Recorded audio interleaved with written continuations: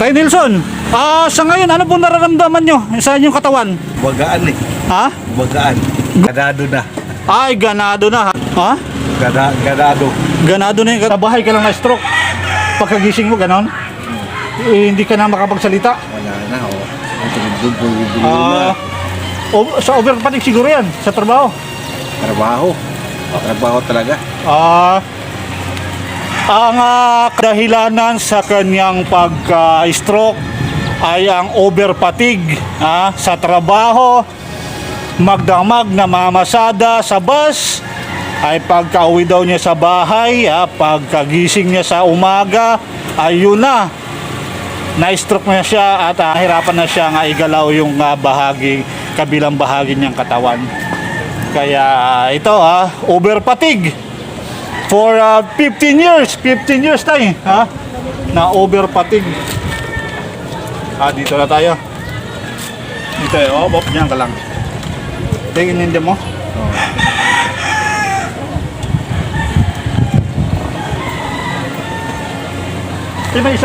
May isa pang upuan dyan.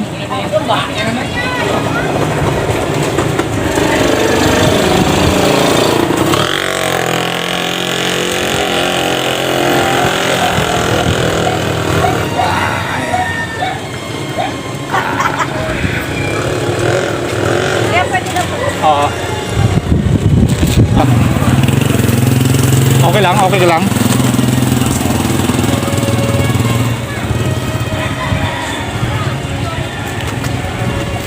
Ito muna ang titirahin natin, yung paa.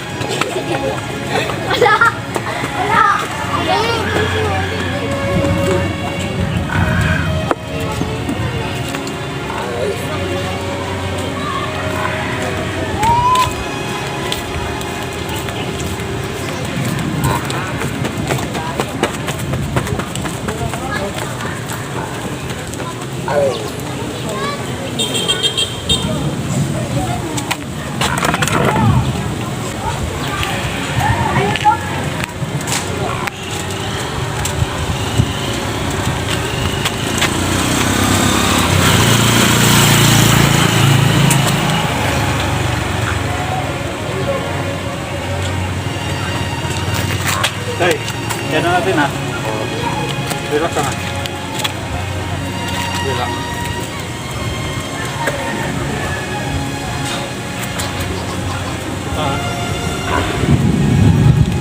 Sakapit ko rito, sakapit dito. Abati ka konti. Masakit dito, masakit? Oo, sige, dito ka. Atras konti.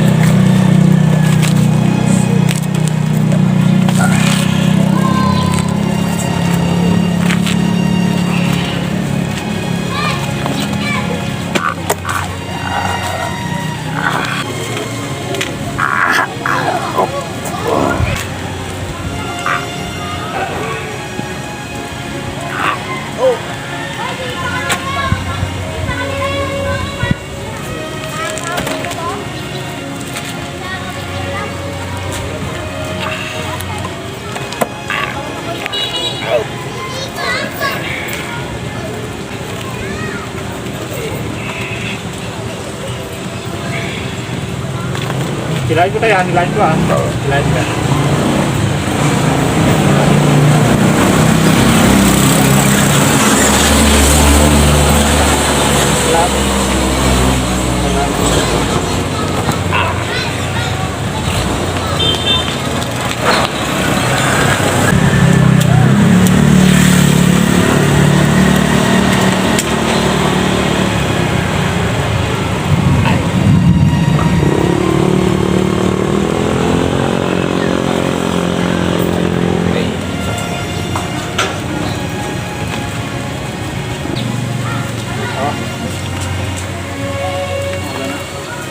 Kaya pa yan.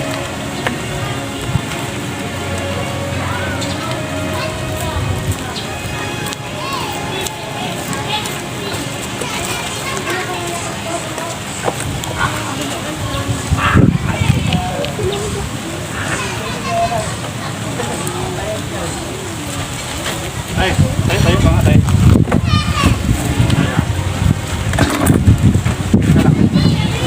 Ang ganyan.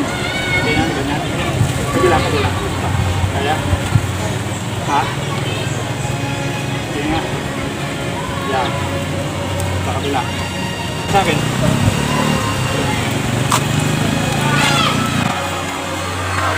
Okay.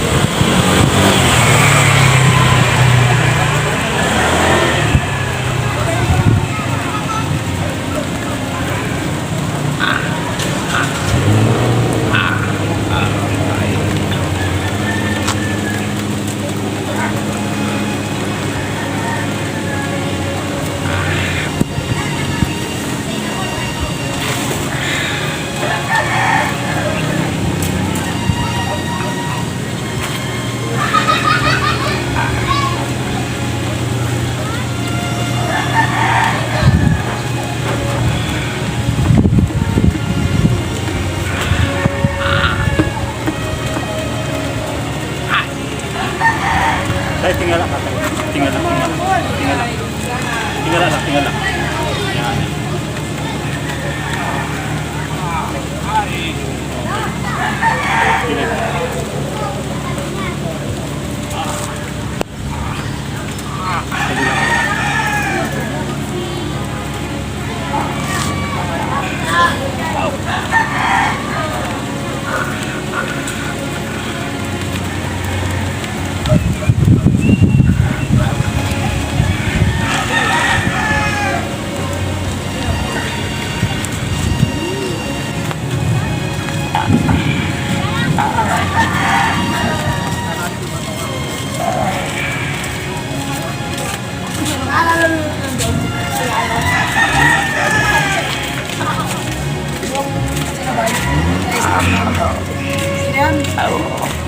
natin dito sa mga.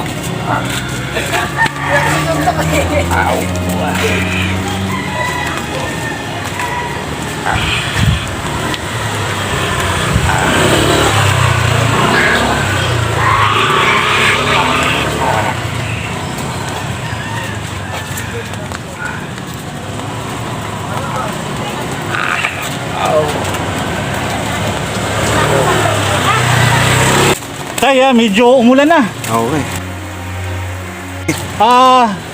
Babalikan na lang kita ha. Oo, sige. Sa pangalawang session natin. Oo. Maraming salamat po. Tay Nelson, sa ngayon ano po nararamdaman nyo sa inyong katawan? Bagaan eh. Ha? Bagaan. Ganado na. Ay, ganado na ha. Ha? Ganado. Ganado na yung